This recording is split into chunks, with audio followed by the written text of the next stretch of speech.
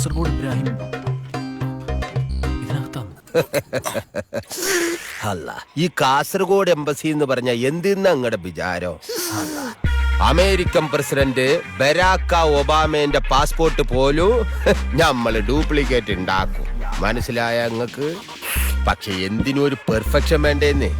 Government ഉണ്ടാക്കണ പോലെ തട്ടിക്കൂട്ട് പണി ചെയ്യാൻ നമ്മളെ കിട്ടില്ല. ശരി ശരി ശരി ശരി, പിടിക്ക്. എന്നത്തേക്ക് കിട്ടുമെന്നൊരു ഐഡിയ കിട്ടിയ ബാക്കി കാര്യങ്ങളൊക്കെ ശരിയാക്കായിരുന്നു. അന്റെ പേരെന്താന്നാ പറഞ്ഞ? ജീവൻ. മോനെ ജീവ, ഇതും ജീവൻ വച്ചുകൊണ്ടുള്ള കളിയാണ്. ഈ കള്ള പാസ്പോർട്ട് ഉണ്ടാക്കുക എന്ന് പറഞ്ഞാൽ അതൊരു കലയാണ്.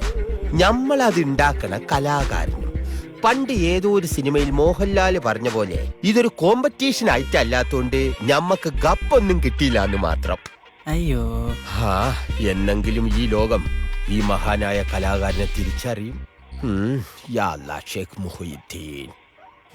അപ്പൊ മക്കള് തൽക്കാലം ആ കുട്ടീന്റെ 3-4 പാസ്പോർട്ട് സൈസ് ഫോട്ടോയും 2000 ദിർഹവും 1/2 കിലോ മൂത്ത ഉരുളക്കിഴങ്ങും വാങ്ങി ഈ ചെക്കന്റെ കൈ കൊടുത്തിട്ട് നിങ്ങൾ വിട്ടോളി. പാസ്പോർട്ട് റെഡി ആവുമ്പോ വിളിച്ചറിയിക്കും. ഈ ഉരുളക്കിഴങ്ങ് പുഴുങ്ങി തിന്നാൻ.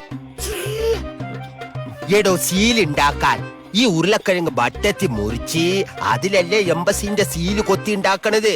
അല്ലാതെ സർക്കാർ ഉണ്ടാക്കണ പോലെ ആർട്ടിഫിഷ്യൽ റബ്ബറിലൊന്നും അല്ലത്. നാച്ചുറൽ ഉരുളക്കിഴങ്ങിലാണ് ഉണ്ടാക്കണത്. അപ്പൊ എല്ലാം പറഞ്ഞ പോലെ എനിക്ക് കുറച്ച് ധൃതിയുണ്ട്. എന്തേലും സംശയം ഉണ്ടെങ്കിൽ നമ്മൾ അസിസ്റ്റന്റ് പറഞ്ഞുതരും കേട്ടാ. എനിക്ക് ഈ ഷെയ്ഖ് അൽബലാദി ആയിട്ട് ഒരു മീറ്റിംഗ് ഉണ്ട്. അലവലാതിയോ? അലവലാദി അല്ല, ഷെയ്ഖ് അൽബലാദീൻ. ഓക്കെ.